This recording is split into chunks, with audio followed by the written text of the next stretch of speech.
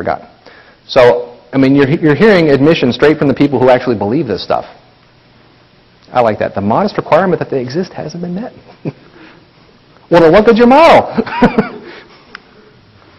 Now, how long has this problem been known?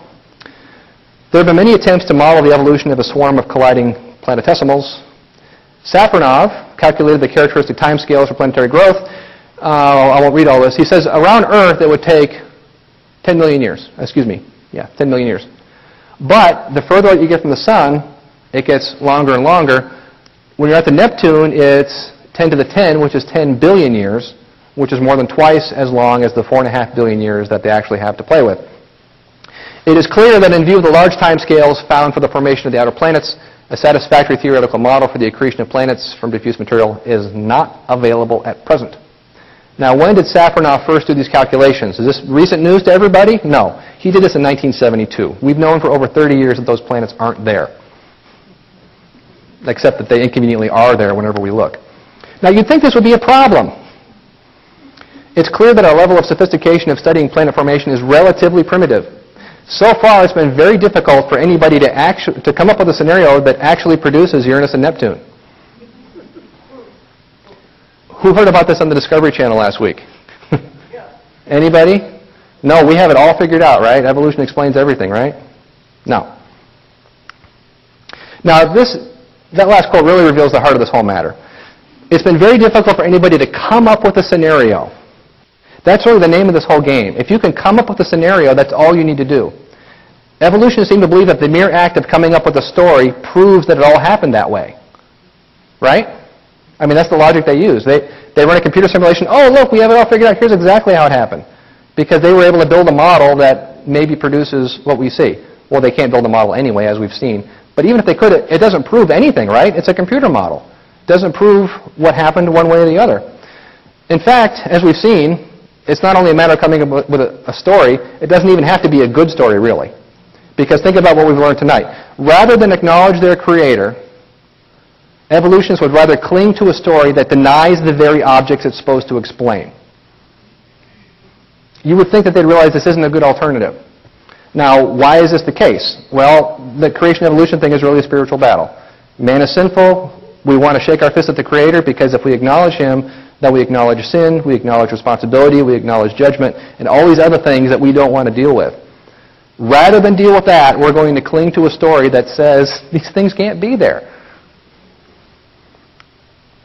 So here's what you aren't being told about Neptune. It looks young, the winds, the dynamic storms, the heat, its magnetic field defies evolutionary fables, and the biggie here is that evolution says it can't exist at all. Last planet is Pluto. This is an artist's conception because we don't have good photographs of this thing. It was formerly believed to be an escaped moon from Neptune because evolutionary theory says that there shouldn't be a planet doing what it does out where it is. The problem with that has always been that there's actually two objects here. There's Pluto and its moon Charon, which is very big compared to Pluto. And we recently discovered there's two more moons here. So it's getting kind of awkward to say that an escaped moon itself has multiple moons. What you aren't being told about Pluto, well, there's not much here because we don't know much about the planet. The big thing is nobody knows what to do with it, or is it a them? I mean, here's Pluto and here's the main moon. Is this an escaped moon? Is it a planet? Is it a double planet? Is it something else entirely? Well, we're not sure. We don't know. Other objects include comets. Comets are a good argument for a young solar system. Some of you have probably heard this argument before. Comets are basically dirty snowballs that orbit the sun. This is a photograph of the Wild 2 comet that was recently visited. This is about 3 miles across to give you a sense of the size of this thing.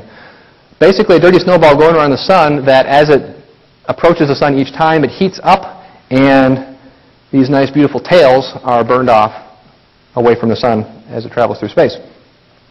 Now, if you think about these jets of material coming off, that means that the nucleus of this thing is getting smaller each time it visits the sun, which is the heart of what I'm about to tell you. Comets come in two flavors. There are long-period comets, meaning they take more than 200 years to orbit the sun. There's also a lot of short-period ones which orbit in less than 200 years. And the short period ones are the important ones for our discussion tonight.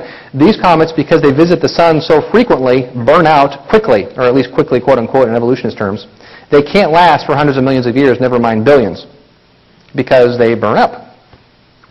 So why are there still so many short period comets left orbiting the sun if the solar system is 4.5 billion years old? They've come up with explanations about how there's this reservoir of comets out in space, and a place called the Kuiper Belt, and another place called the Oort cloud. The problem is, as we're studying those places, well, the Oort cloud you can't see anyway. The place that we can actually measure is the Kuiper Belt, and the few things that we're finding there are far too few and far too big to be comets anyway. So what you aren't being told about comets is that there is no proven source for short period ones, which there should be if the solar system is billions of years old. If the solar system is thousands of years old, then it's fine, because there hasn't been enough time for these things to burn up. However, that's not what they want to believe. What's the bottom line of all this?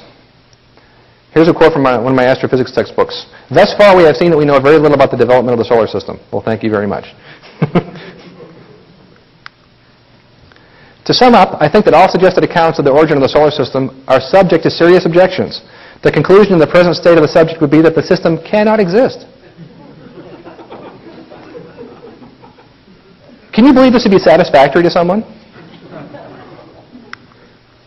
The Bible, on the other hand, tells us that the heavens declare the glory of God, and the firmament shows His handiwork. And I think that's a more appropriate way to look at the sky. One thing I want to say briefly, actually a couple things. I first put together an astronomy series for a church 10 years ago. And it was a 13-class series. What you just saw was one class. So this level of problems can be found. In that class, I started at the Big Bang, and I went all the way forward in evolutionary history, step by step. Like I said, this is one out of the 13, excuse me. So if you imagine this level of problems with each step along the way in astronomy, we're only scratching the surface about how we're being, I don't want to say deceived, but we're being misinformed about just how well evolution explains everything up there. Another thing, too, if you're relatively new to the creation viewpoint of things, all I've discussed tonight is one small segment of astronomy.